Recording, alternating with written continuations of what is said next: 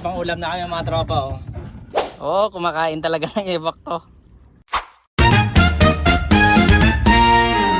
Yo, what is up mga tropa? Erwin here at nagbabalik naman for another video. So for today's video mga tropa, so dito tayo ngayon sa laot ulit at ayun, si tatay nagbabatak. Ay kami ni kuya. Sheesh! Oh, madumi daw yung lambat. So yung may huli na rin kami na pwede nang pang-ulam. Paulam-ulam. Kaso nga lang maraming maraming salabay. Mamaya. Kanina sunod-sunod yung salabay, lalaki pa. Philippines. Magaling kayo salad, no? Oo. Kung pwede lang sana kainin yun. Panghalo sa halo-halo. Oh. Ay, pang ulam na kami mga tropa oh. Nakatatlo na kaming alumahan. Tsaka may pang sunod pang plastic. Tapon-tapon. Ayan. Ayan pala yung huli namin. At wala pang kasunod. Tatay tagapagbatak. Tagapagbatak. Mga ilang ba tay? Ilang panyo na lang. Dalawa pa? Nasa labay yung kanina dapat pala binidyoan ko kanina. Wala pang huli kaya hindi pa ako nag video pero pag may para may papakita. Ay. Ayun. Wala pa. Ayun, nakita ko na ito. So ayun pa rin as usual. Dito pa rin tayo sa may tapat ng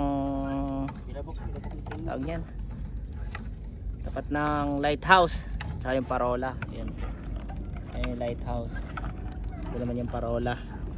Tsaka ang dumi ng lambat namin grabe. So paano? Meron na paano, may nahuli na rin kami ng 4 na peraso.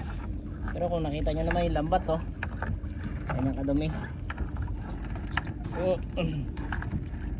Grabe dumi pat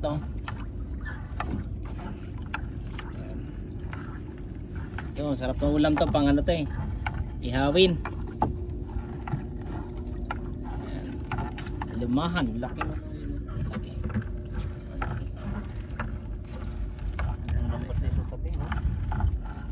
Ang dumi ang lambat.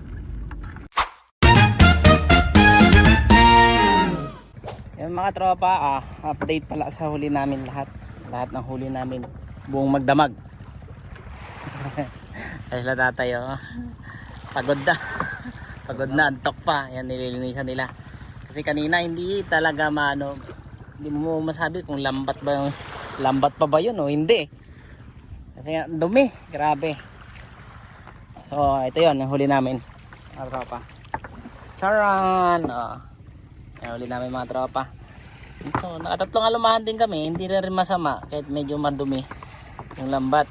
Yan, tatlo. So, magdamag kami na nimbog. Ito lang huli namin. Ito kanina lang to, tatlo. May na rin to, kulang-kulang sa kalahating kilo siguro. Laki laki pa to. Halos kunti lang pala diferensya nila nito tayo. Ito halos kalahating kilo na rin to, 1/4. Yan.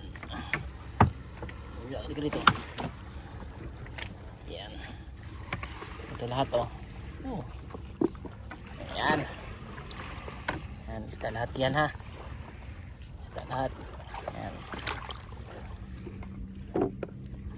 So update din pala sa isda na ito. Kasi meron mga nagko-comment kasi na yung sa isda na to kumakain daw ng ebak to. Ito ang isda na to. Yan. Kumakain talaga ng ebak to. Pero hindi naman kasi ito sa mga ilog namin nakukuha Sa namin nakuha naman to. Doon banda. Medyo mala. Sa mga ano siguro, 15 di pa? No? Meron tayo. Yan, nahuli na ako. Na ano namin to sa mga 10 o 15 di pa. Mga ganito. Bugaong na to. Tsaka hindi mo naman kakainin yung ano eh. Yung bituka tsaka yung hasang nito eh. Lilinisan mo pa naman bago mo kainin. Marte yun, mga puto. Hindi, okay lang yun. Comment lang naman. Wala namang problema doon. Basta pero okay lang yan. Kinakain nila, kumakain pa ng tayo. Oo. Ito, mahal to. Mahal ng kilo nito. Nasa ano rin ata to, 250 no? Tayo no? Pugaong. 50 yan dito sa Olongapo. Yan, 250 yan dito sa amin sa Olongapo. Ewan ko lang kung sa inyo magkano ha. Yan. So yun lang. Pinano ko lang. Tsaka nag-aayos na lang din kami ng lambat. Magano, hindi pa ayaw pa gumana ng makina namin eh. Ayusin pa. So yun lang. This is Hermes Vlog. See you in my next vlog. Bye bye.